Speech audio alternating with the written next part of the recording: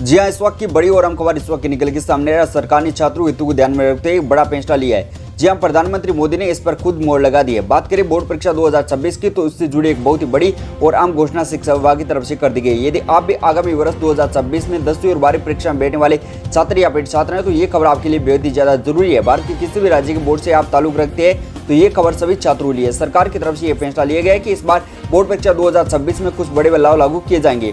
सबसे पहला और बड़ा बदलाव यह है कि इस बार छात्रों को उनके अंकों की यानी प्रतिशत के आधार पर और परसेंटेज के आधार पर अंक नहीं जाएगा। जी हाँ, आपने बिल्कुल सही सुना है। अब छात्रों को ग्रेड के आधार पर परिणाम मिलेगा।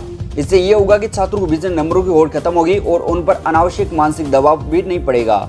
इतना ही नहीं, इस बार किसी भी छात्र की मेरिट लिस्ट जारी नहीं की जाएगी, यानी कौन टॉपर है, किसने सबसे ज्यादा नंबर लाई, ये सार्वजनिक रूप से घोषित नहीं किया जाएगा।